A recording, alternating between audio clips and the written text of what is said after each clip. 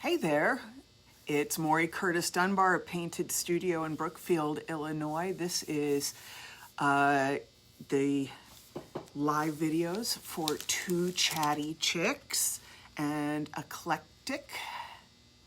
And as you know, our friend Renee has not been feeling well, so a couple of us have offered to help out and do some lives with her products and her materials, and that's what I'm doing today. So I'm not gonna chat a lot, but we're gonna play with some of the stuff that I know Renee makes and makes beautifully. So this stencil, our full elephant stencil and our elephant head stencils are the stencils we're going to be playing with today. I'm very excited about that. Now I have in front of me, we're gonna flip this down and I'll keep talking. Hopefully I'm gonna not throw my camera. If those of you, any of you who are here, watch me on my own page, you know I drop things.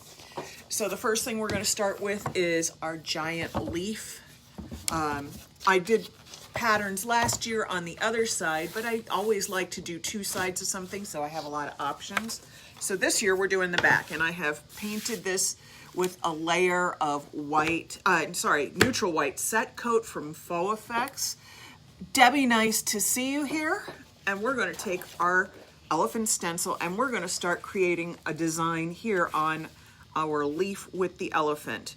Now I did put adhesive on here. I just used good old-fashioned Elmer's spray adhesive. Okay, and to use this, you don't need fancy adhesives. All you need to do is give a quick that's it.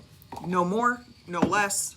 Then let it sit and dry for a few minutes. And what that does is then it lets you put the stencil down without leaving a lot of gooey stuff behind. Now I'm putting my elephant facing to my right. You could have done it the other side. I just happened to spray the side that is underneath here. I didn't even look to see if I had the stencil facing the right way or not, and actually I don't. So we're going to do that. And then we're going to use our Artsyville texture medium. Now you're going to see I have it in a cup. I keep a gallon because as an instructor we can buy gallons for our classrooms. So I have larger containers that I put into small containers to make it easier for me to use on small projects. If this gets a little dry, because you know that can happen if you don't use it constantly, you can put a little water in to soften it up. Now what you may not be aware of is that you can also tint this product. Now I'm trying to decide whether I'm going to tint this whole container or if I'm going to just tint a little bit. And I think maybe I'll be smart and just tint a little bit of it because I don't need the whole thing. So I'll take about half. This is more of a matter of I hate wasting product, so if I don't need to tint something, all of something, that I might not use that color again for a while, I don't do it.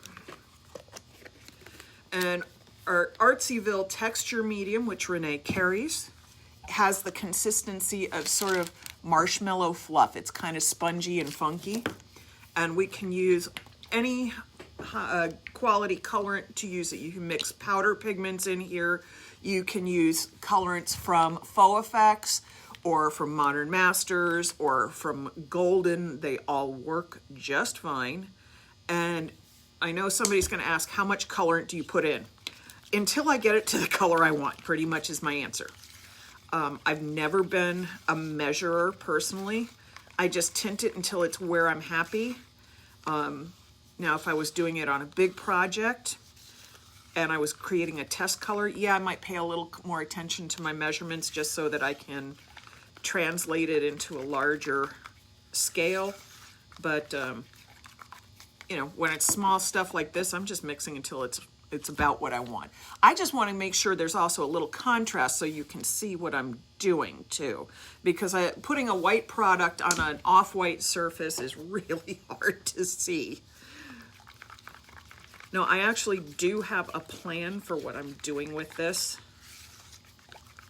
And it changed from my original plan for it, just so you know, because I had a whole different plan for this, 6 months ago. When I started thinking about my fall decor. Okay, so now I've got, this color is Italian Sienna in the product, it translates sort of to a beigey orange color. It's very pretty. And I have my stencil already applied down here. And you don't need any fancy tools if you don't want them to create surfaces. Sorry, I gotta peel things apart because things get stacked a little bit sometimes, and you never know how long. Wow. Oh wow.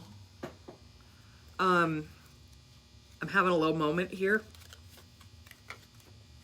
because what I didn't realize I grabbed was a stack of stuff that had been in my mother's wallet. So this was her Marriott's reward card and her AARP card. Sorry, I'm choking up a little.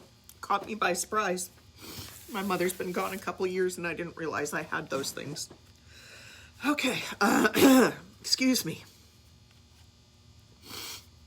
Give me a second to recompose myself. It just caught me off guard. Okay, so I'm going to take, what I'm using is a room key, hotel room key, and you can use these for troweling, and they're so nice, and they cost you nothing. So if you have hotel room keys, an expired driver's license, you know, anything, old video club membership card, they're all plastic, and you can just trowel, use them as a nice, convenient, disposable or reusable trowel. And as you can see, I'm just smushing this stuff through the stencil to show the elephant pattern. And so this is really, really, really fun.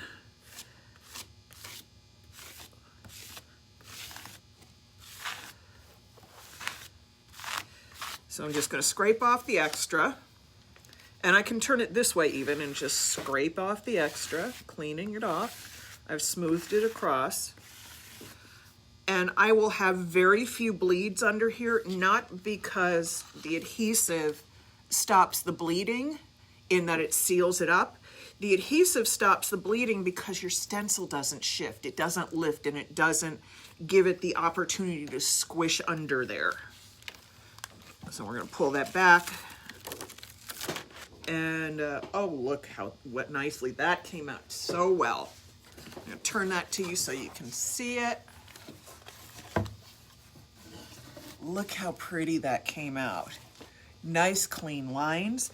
Now I could leave it with just that there and then build a finish around it, but that's not how I do things. I like to create multiple layers of pattern. Now this is going to be a challenge. I can do most of it, and I'm really randomly placing it more so that my stencil doesn't overlap. But normally if I was doing this for clients or I was doing this in multiples, I'd let this layer dry so that then I could come back and easily move my stencil around and not worry about setting it down on the wet product. And I'm going to be smart for a minute. We're going to set that aside, and I'll come back and do more of that one product, and then we're going to play with a different one here. So this is another one of Renee's gorgeous stencils. It's her elephant head. And this just happened to be a little wooden sample board that I did to show a leafing finish for a different class. Well, the rest of the board's empty. I'm bored with it. So we need to zhuzh it up a little bit. And what we're going to do is we're going to take our elephant head and lay it down on here. Now this has got the challenge of this piece being here, so it's going to lift my stencil a little bit. I got to play with this until I can get it in a position that I feel that the image is stable. And I could do it this way too. Of course, my little medallion here makes it challenging, and that's okay. Or I can just simply shove it off the edge of the board here, and then we repeat some of this over here. Now, some of these stencil designs, they're cut very fine, and so these little spots right in here, they like to lift. Oh, and by the way, I'm not normally here, so not all of you might be used to my style of doing lives. I don't always look up and say hi and see the questions. I usually take a break somewhere, look up and do that, and then if I missed anything, I go back and answer. So you're not going to be forgotten if you've asked a question and I haven't answered it immediately. I just have Some of us have different ways of doing things, and that's not bad. All right, so for this product, because we're gold and jazzy and formal, we're going to use our Artsyville glass bead gel. And pop that open, I hope. Yep, there we go. This has been a week where things have not opened on lives. Today you got me crying. Yeah, I'm a good person for doing lives right now. So glass bead gel has beads suspended in a clear acrylic medium. When you look in the can, it'll look slightly greenish because if you think about the side of a glass tabletop, glass in layers reads blue-green. That's nothing new, so that will look that way. When it dries, it will dry crystal clear, and the beads will be the highlight, not just suspended like this, and you won't have any of this white showing.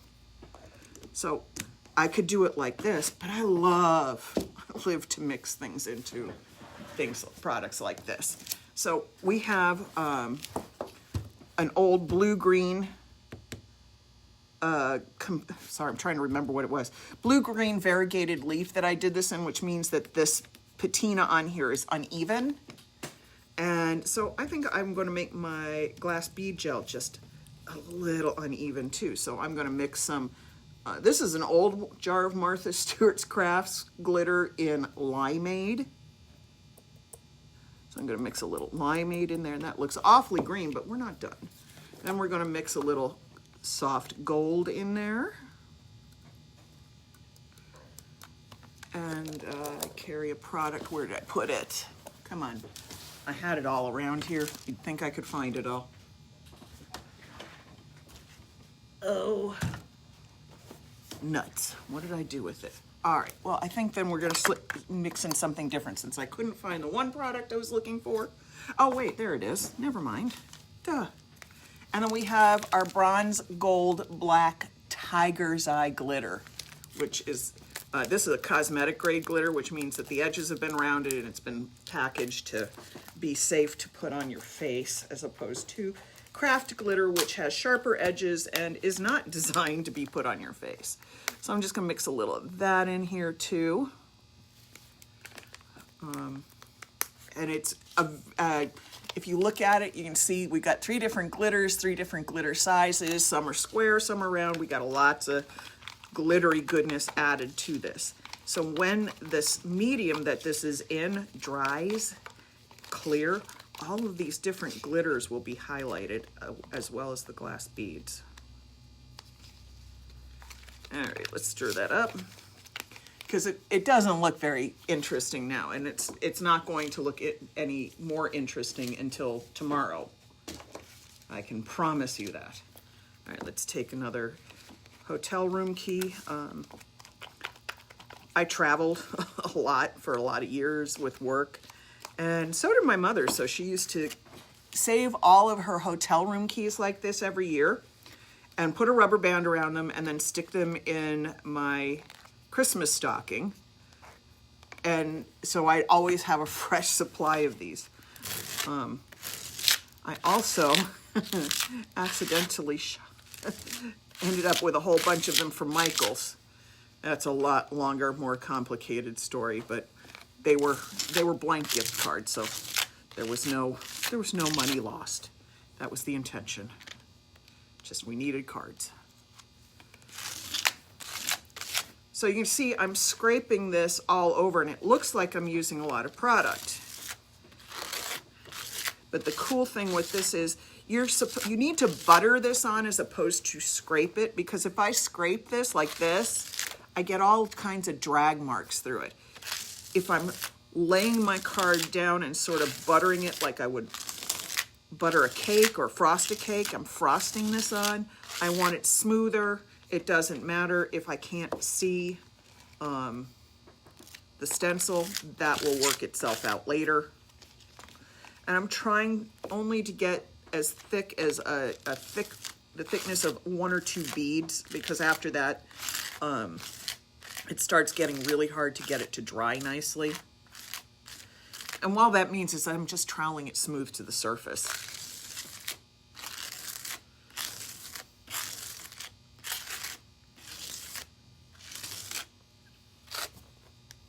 To get some right there on that edge.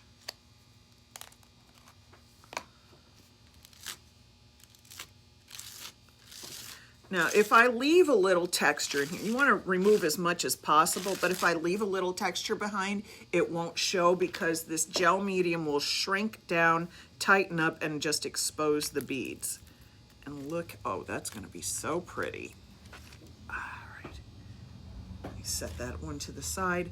So that came out really, really nicely, except right in there where I had some bleeding because I had an issue with my stencil lifting because I had bent it in the cleaning. Let me see if I can find my little cleaning tools, or if they've disappeared the way of the dodo.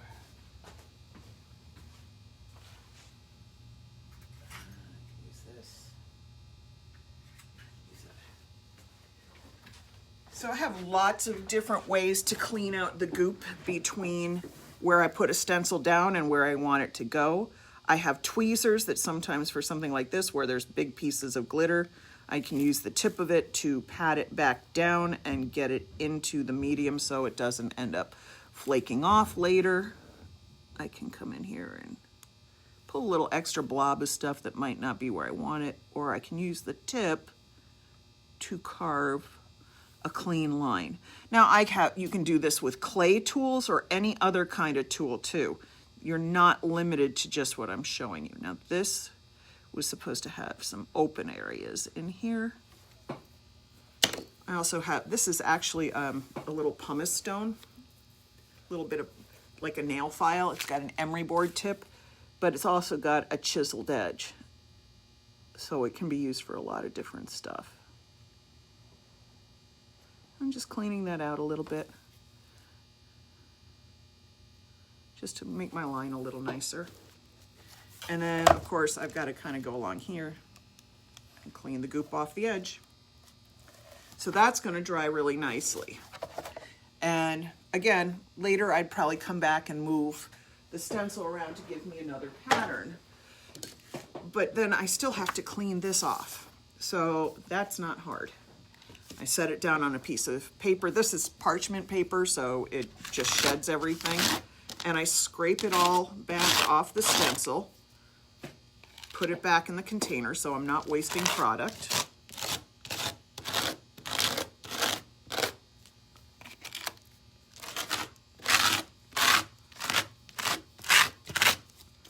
Okay, I've cleaned that off basically. When I'm done with it, yes, absolutely go and wash it. Don't let this stuff dry on there. You don't want it ruining your stencils. And then I also come back and clean it off the surface, because otherwise I would throw away a ton of product. I'm going to turn this back over so I can set something else on it and not have bead gel sticking to the back of it. All right, we're going to come back with this one. Now, he's still pretty wet. Touch it with my fingers. Oh, I'm getting nervous. Yeah, he's still good and wet. So we're just going to put another stencil of the elephant up kind of out of his reach. Let me line this up so it's kind of squared in here. And we're not going to see the whole, the only place the whole elephant will show, I guarantee you, is right dead in the center, because that's the nature of this stuff. I have an odd shape and a unique animal. I'm going to turn this towards me just to make sure, because I'm looking at it upside down and it doesn't look straight to me. And I was right, it's not straight, it was sitting funny. So I needed to adjust it so I can have a shape I'm okay with showing up on my piece. All right, now I'm going to turn it back around so that we can both see what I'm doing. And let's see if I can find the card I was using. There it is. So again, I'm just taking back to my texture medium that I tinted with Faux Effects Italian Sienna Faux Cream Color. And we're just filling in the stencil. Now, stencil adhesive should last 3, maybe 4 passes. And then you're going to have to take your stencil off, and whatever it is you're working on, wipe it off, and put fresh adhesive on the back. It will not stay sticky forever. It will help you after a while. It'll stop being useful. Okay. Carefully lifting. And I'm not cleaning off any messy edges anywhere yet because there's going to be a lot of them to clean off. So now I've got my partial elephant. So what this is going to end up looking like is that my leaf shape was cut out of an already patterned piece of whatever with elephants on it. And we're going to just set that aside to dry for now because obviously I can't do any more until I get some more dry spaces. Alrighty. Set that back. Over there, I'm going to flip up the camera. Okay. Let's see if I can answer questions.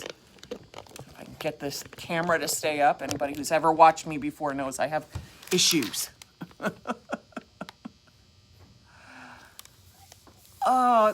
Hometown Country Marketplace, thank you. Tracy, hi. Debbie, nice to see you here. Trish, and Thrifty Junk, and Donna, and Tracy, and sorry, my finger goes in front of the lens. Jenny, hey Jenny, nice to see you here.